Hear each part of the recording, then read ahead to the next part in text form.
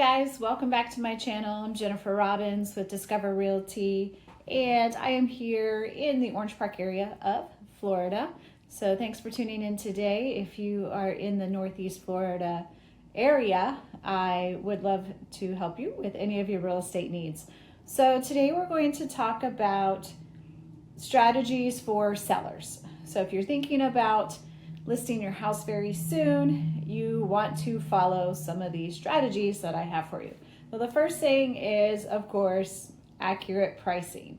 And right now, our market in this area is classified as neutral, which means that there's a balance between the buyers and the sellers. So it's really important that we have accurate pricing when there is a balanced market or a neutral market like it is right now. So one of those things that I find people like to do is they love Zillow, okay? They love Zillow and they're like, well, I put my address in Zillow and it said that I should list my house for this much. So I'm going to talk to you about some reasons why you should not follow Zillow's Zestimates, okay? First is limited accuracy. I always like to say the A in Zillow stands for accuracy. Give you a second to think about that one. Zestimates are based on an algorithm that uses publicly available data, so such as tax records, recent sales, but these data sources can be incomplete or even outdated. So Zillow itself acknowledges that they have a median error rate of 1.9% for homes that are on the market. So on the market homes, 1.9% error rate, and then as much as 6.9% error rate for homes that are off the market. So if you are sitting at your house and you're like, I'm gonna put in my address and see what my home is worth, just realize that they could be off almost 7%, okay, either way. So and that's why I'm going to talk to you about not relying on Zillow to price your home. Zillow doesn't know the local market. It doesn't know our nuances that we have here. It doesn't know like the school district's appeals, like do I want my kids to be in this school district or this school district. It doesn't know what we think in our area are those pockets of really good places to live. So your proximity to parks and amenities and beaches and shopping, Zillow doesn't take any of that into consideration. So the real estate markets in Clay County and Jacksonville, they can fluctuate due to factors that the algorithm can't measure. Also, Zillow doesn't know your home specific features. So any unique characteristics of your property, it doesn't know. It doesn't know if you have this amazing landscaping or if you've just put in all brand new top of the line appliances or new flooring. It doesn't know any of your upgrades. It doesn't know any of your energy efficient systems. And so those aren't going to be included in a Zestimate. And then conversely, it might assume some higher values, features of your property that it doesn't have. So home specific features, yeah, it doesn't know. Then there is the over and under pricing risk. So if you rely on a Zestimate to price your home, you might price it too high, you might price it too low. And then overpricing it is going to, it's going to make you have a stale listing. It's going to sit there. No one's going to want to go look at this home because it's way overpriced. And you know how they have that range on Zillow, it does give you a range, right? So the sellers, they're going to look to that high range. And the buyers are going to be looking at that low end of the range and they're going to be like, well, they've overpriced that. And then you're going to look like, well, it's worth this much according to Zillow. So we don't want to overprice, and obviously, heaven forbid, you underprice and leave money on the table.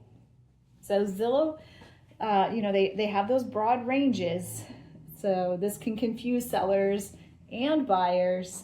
when they're looking at those listing prices. The last thing that Zillow is missing is market specific expertise.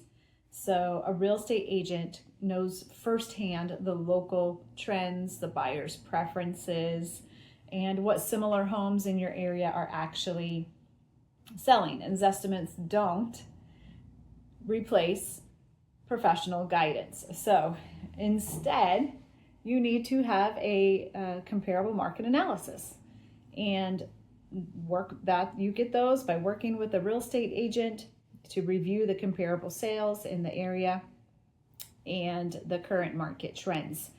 You could also, and this isn't a bad idea, this is actually a very good idea, you could have a professional appraisal done on your property. It's non-biased. They have no bias coming into your house. They're not in it it's not like the higher they appraise it, the more money they make or anything like that. So that it's completely unbiased. They come in and tell you this is what your house is worth according to what you have in it, and comparing it to what is happening right now in that market around you.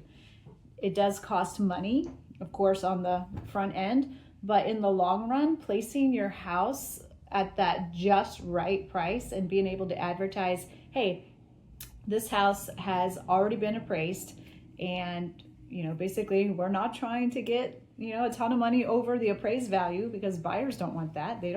Your buyer doesn't want to think that they are getting a house that they could have gotten for cheaper.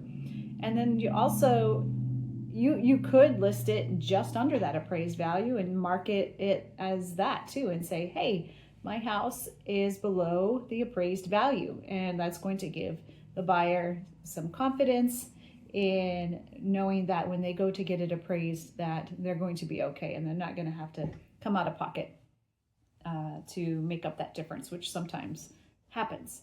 So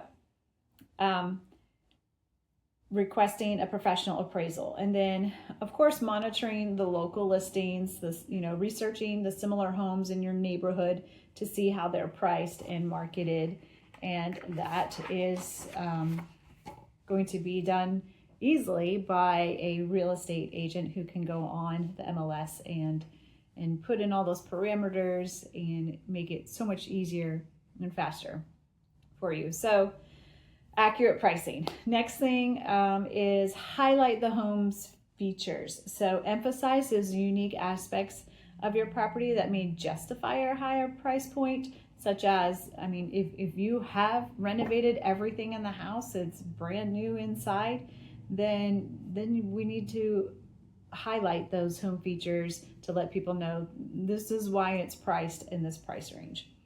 And then my final tip is to be prepared for negotiations. So given that the significant percentage of homes are selling below the asking price, you just have to be ready to negotiate and to reach a mutual agreeable sale price. So by implementing these strategies, you can position your home competitively in our current market and get that home sold in. Right now, the days on market is approximately 57 days before it goes into pending. So you're looking at about 2 months, and then you're going to have a good month or so of it being in pending, and hopefully everything goes good with that and your buyer doesn't back out. And so price is the number one thing that you can do to get your property sold in the amount of time that you want to. I always tell my customers that if it's not selling, it is not compelling. And so if it's not selling, if it's not getting those views, if it's not getting visits, then that means there's something not compelling about it. And the easiest way to adjust that is with price. So that's all I have for you guys today. I hope you guys are staying warm in this crazy cold Florida that we've all of a sudden got this winter that I'm not used to, nor do I like. If it's going to be cold like this, then I want snow at least. I was so disappointed that there was no snow last week when we had a snow day off of school. But I hope you guys stay warm and I can't wait for those 70s to come back. Listen, guys, if you have any questions, if you know someone that is moving, you have family moving to Florida because they're tired of the snow up north, or you have family moving out of Florida because they're tired of the heat in the summertime, please, I would love it if you gave them my name. Jennifer Robbins, Discover Realty. You can message me here on YouTube. I'm on Facebook, Instagram, TikTok. So find me and let me help you. I would love to help you with your needs this year. So, and you can also help me by liking this video and hitting that subscribe button. I would greatly appreciate it. All right, guys, you take care, and I'm signing off. Until next time, I'll talk to you real soon.